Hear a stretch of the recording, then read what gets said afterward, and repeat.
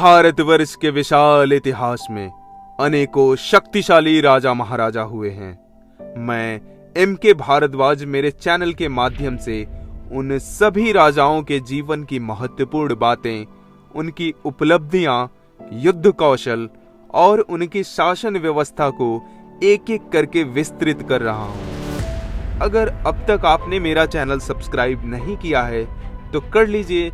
मेरा कंटेंट आपके सभी एग्जाम के लिए उपयोगी है, जहां इतिहास से प्रश्न आते हैं। तो दोस्तों, आज हम बात करने वाले हैं नंद वंश के अंतिम शासक सम्राट धनानंद की। नंद वंश क्षत्रिय नहीं बल्कि शूद्रों का विशाल साम्राज्य वर्ष लगभग 344 ईसा पूर्व अस्तित्व में आया था।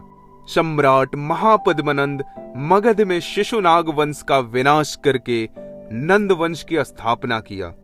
अनेकों महाजनपद के राजाओं को युद्ध भूमि में परास्त करके मगध की सीमाओं का विस्तार किया। नंद वंश मगध पर शासन करने वाला तीसरा राजवंश था।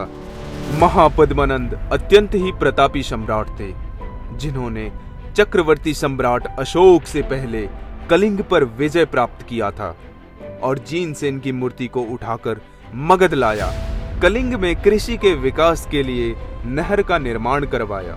महापद्मनंद की कलिंग विजय तथा नहर निर्माण की जानकारी कलिंग शासक खारवेल के हाथी गुफा अभिलेख से मिलता है।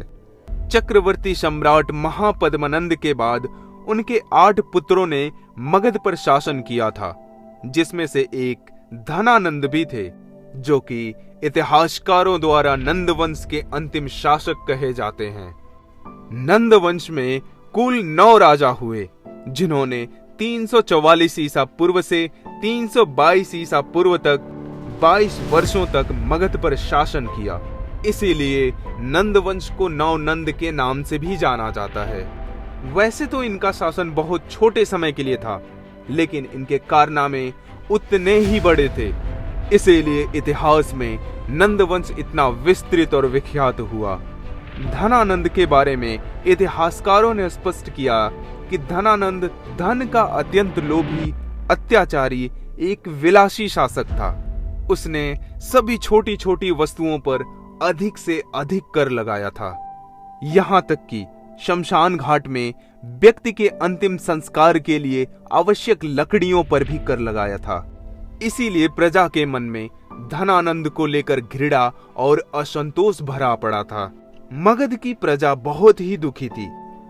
ऐसा माना जाता है कि धनानंद को धन इकट्ठा करने की आदत थी। मगध उस समय के सबसे धनी राजवंशों में से एक था, फिर भी धनानंद संतुष्ट नहीं था। धनानंद विश्व विजेता सिकंदर का समकालीन था। यूनानी इतिहासकार धनानंद को अग्रमीज और जैंद्रनीज जैसे नामों से संबोधित किया था।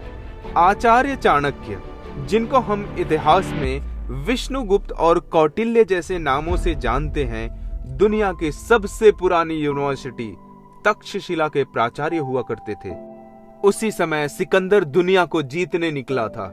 सिकंदर ने 326 ईसा पूर्व भारत के उत्तर पश्चिमी हिस्सों पर आक्रमण करके उसे जीत लिया था। मगध में अपार संपत्ति होने के कारण सिकंदर का खतरा बढ़ने लगा।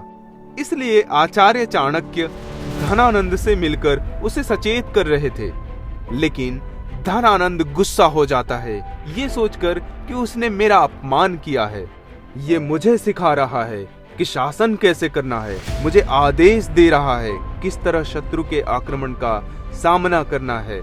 धनानंद आग बबूला होकर आचार्य चाणक्य को अपमानित करके दरबार से बाहर निकाल देता है।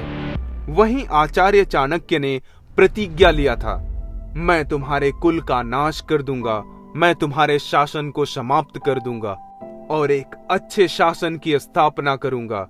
जब तक मेरी प्रतिज्ञा पूर्ण नहीं हो जाती, तब तक मैं अपने केश नहीं बांधूंगा। धनानंद को संपत्ति और सैन्य शक्ति विरासत में मिली थी। नंद वंश में अधिक संपत्ति होने के साथ साथ बहुत शक्तिशाली राजवंश था। इतिहासकारों का मानना है कि उसकी सेना में लगभग 2 लाख पैदल सैनिक, 20,000 घुड़सवार 3000 हाथी और 2000 रथ शामिल थे।